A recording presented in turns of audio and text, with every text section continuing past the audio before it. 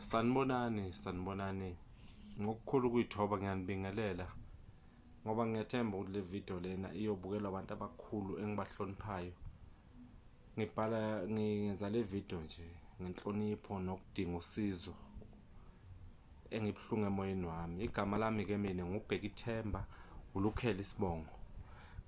Ngenza le video nje ngenhloso ukuthi ngicela usizo ngesigameko esangivelela ngo-2013 ngoJuni, noma ngasayikhumbuli kahle i-date, kwakuJuni kodwa khona iy'khathi kwaku-8. So ngiyacabanga ngangisengithi ngibhekele i-generation, ngezwa inokho egeyithini ithi qoqoqoqo.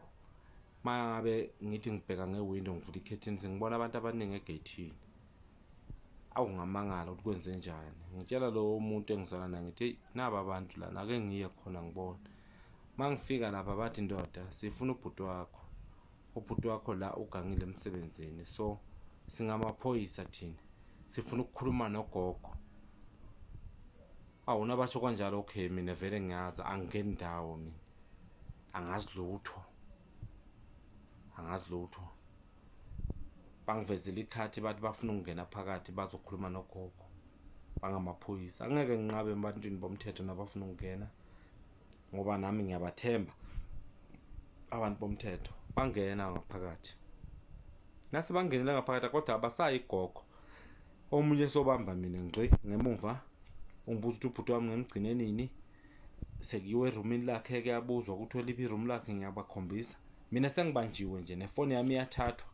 Angisazi-ke manje ukuthi sekwenzakalani-ke manje, kodwa labantu bangena ukuthi bathi bangamaphoyisa.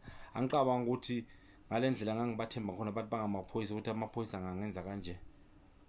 Ngaba buhlungu kakhulu emoyeni wami.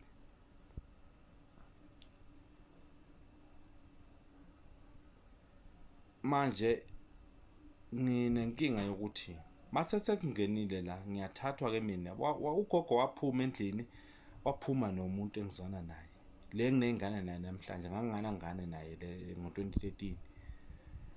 Ngathathwa phambi kwabo, babhekile, ngithathiwe ngibanjwe la ngemuva la. Ngathi mina seyimi isigebengu manje, sengigangile. Leso sikhathi angazi lutho mina.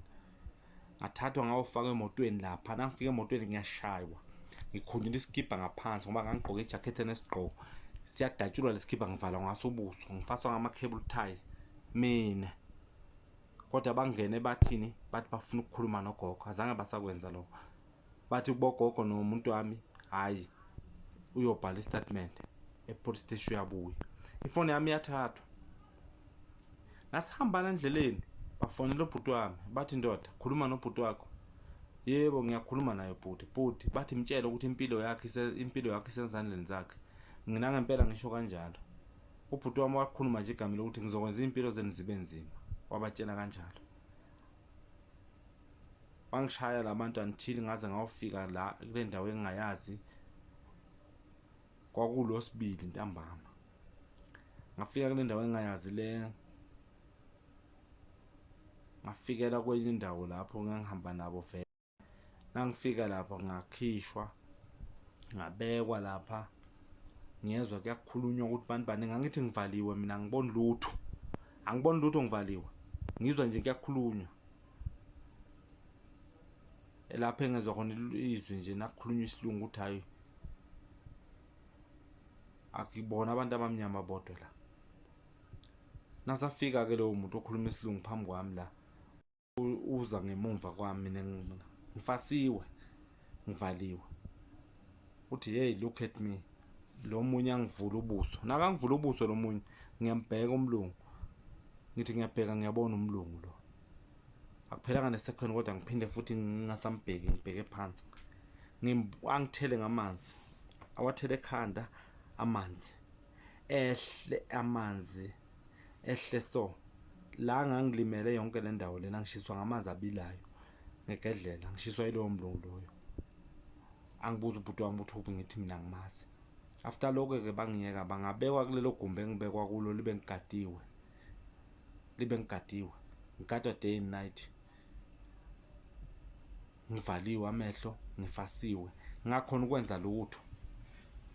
Ngenhliziyo ebuhlungu ngiyitshela nje ukuthi Nkosi yami, ngifela into engayazi, angazi lutho mina. kukhulunywa kuthiwa ubhuti wami ugangile. Ya, ugangile ubhuti wami. Bakhuluma ngemali ey'ningi ey'hlukahlukene, boma-24 million. Bakhuluma ngaboma-bani, boma-6 million. Iningi imali babekhuluma ngazo. Ekugqineni-ke nase kuthe kunguLosithathu, nangikhumbula kahle lo suku, kwaba uLosithathu, kwaba uLosine ntambama ngey'ntathakusa ngaboma-12. Kwaku-12 nje ngiyacabanga, ngoba ngathi bangithatha bangifaka emotweni lapha, baphinde bangivala ngasibona isikhathi ukuthi sazithi 12:30 kuyale. Ya, noma nginganasho kahle, ngoba ngangithi noma ngihamba endleleni ngibheke phansi, ngase ngokuvuzwa nje kuthiwa ngizakhomba ukuthi sikuphi manje. Siya eMelo la ubhuti wami lo azalwa khona ubaba wakhe. Ubaba wakhe sihlanganiswa umama mina naye, ubaba sizalwa ndawonye. Sekuthiwa ngiyokhomba lapho ubaba wakhe ahlala khona, mhlawumbe ubalekele khona, kodwa ngabatshela ngathi angazi, bathi uzokwazi. Nasihamba sifika le eMelo, siyafika eMelo, siyaya lapha. Masifika ngiyavuzwa kuthiwa kuphi enyibe, ngiyabakhombisa, kodwa manje lapha kabhuti wami mina, khaba ubhuti wami angazi kahle. Ngagqina kudala ngokuthi ngoba nginey'hlobo lapha, abantwana baba umncane wami, ngaze ngabakhomba khona ngathi ngicela ukuthi siyeni khona lapha, ngoba ngangineshoka ukuthi vena bona bazokwazi. Nangempela kwaba njalo. Umfana wakithi lo mntwana bomncane wami nangikhomba lapha uthando kwakhe, nguye owasithatha wasibeka lapho, wasikhombisa lapha kababa kabhuti wami. Wafika wasikhombisa, sangamtholi kubhuti wami, bambheka bangamtholi. Sabuyela emuva, ngabuyisela lapho mina bengibekwe khona, kwaze kwafika isuku kwaba ngomgqibelo. Umgqibelo wakhona ekuseni wafika omunye wangitshela ukuthi ndoda, namhlanje sikuphathele iy'ndaba ezimnandi nezibuhlungu.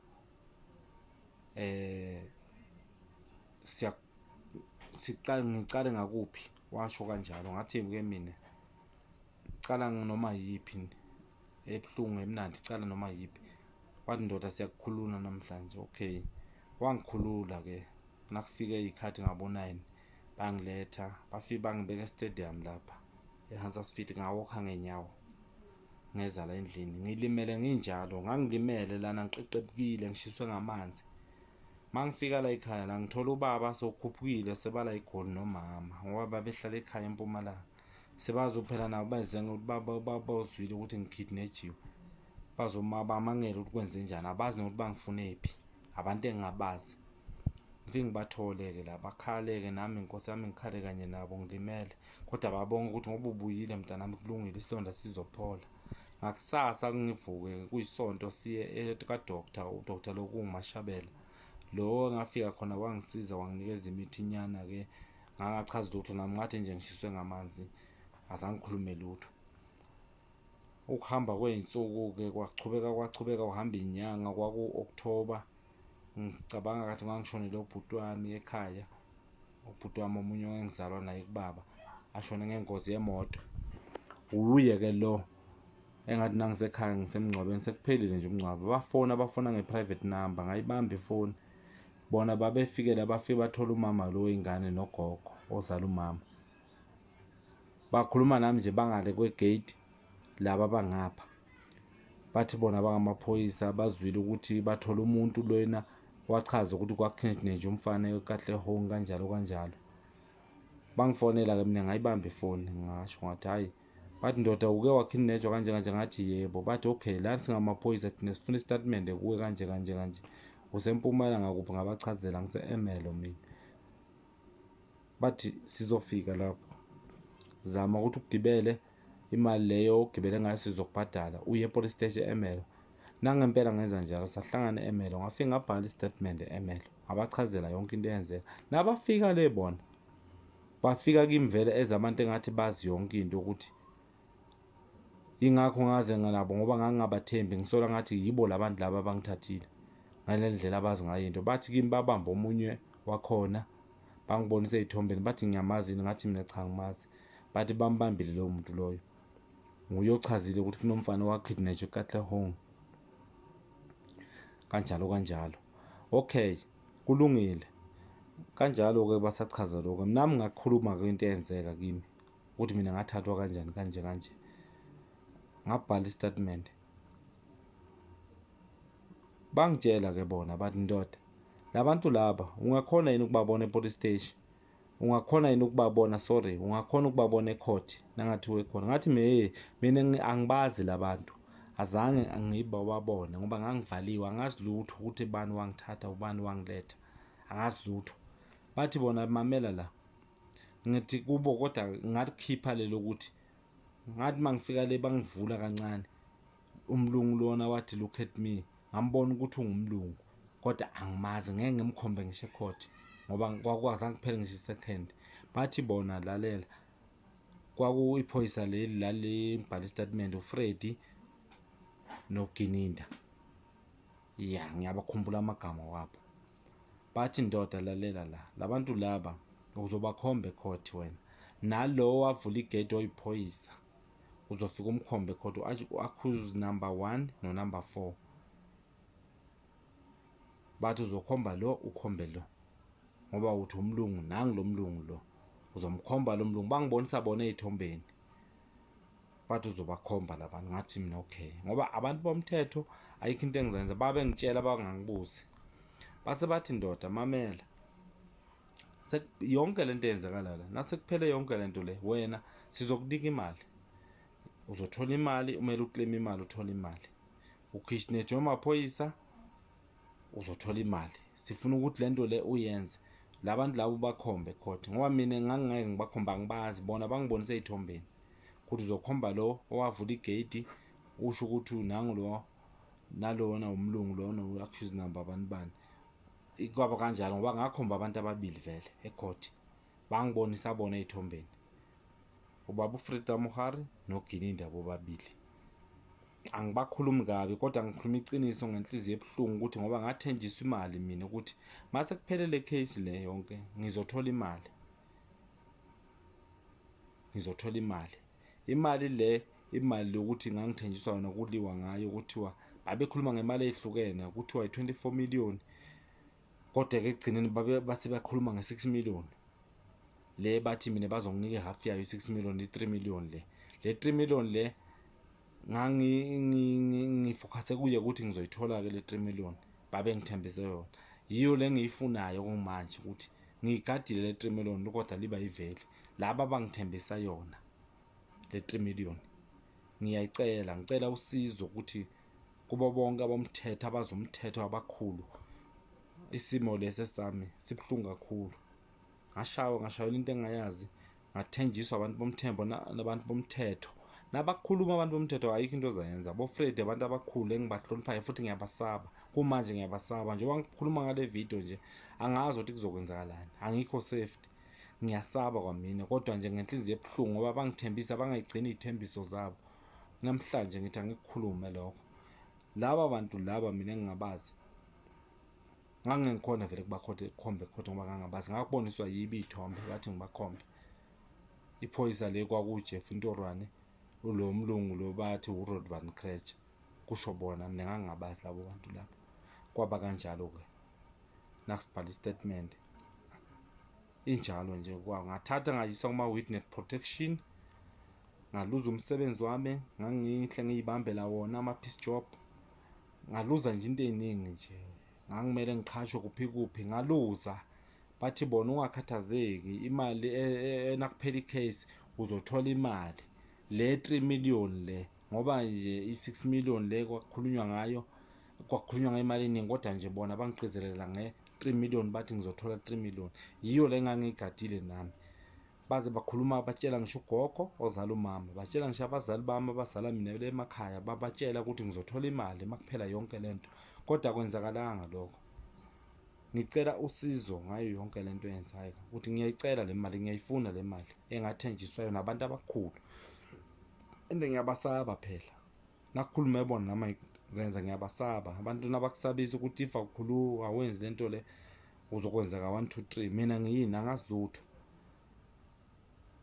Ubaba uFreddy Mohale ngimhlonipha kakhulu, kodwa nje into angenzela yona namhlanje ngiyakhala ukuthi noma ngikhuluma naye ngimtshela ngithi ndoda, ngani since kwenzakale akwenzeki lutho and yena wathi noma kuphela icase wathatha amafayili wami wanika ilawyer le mina ilawyer lokuba ubujinja wathi uzongisiza ukuze ngithole imali kunamhlanje angase ngiyithole leyo mali until namhlanje angase ngiyithole from 2014 angase ngithole lutho aka-communicate nami leyo lawyer leyo mangifanele uba-afraid ungitshela ukuthi hey akhuluma naye mangikhuluma naye angitshela ukuthi imtshela kunike into zakho uhamba uyiklemele naka still yena asho njalo yena ubaba Fred umuntu omkhulu mina ngimhloniphayo nginalokuthemba ukuthi nakathi ngiyiklemele kusho ukuthi ngizoyithola le mali moso kodwa manje ngoba bangithembisa bona ukuthi ngathi into engizayithola fast akusenzeki konke lokho ingakho ngikhuluma ngale video ngenhliziyo ebuhlungu ukuthi mina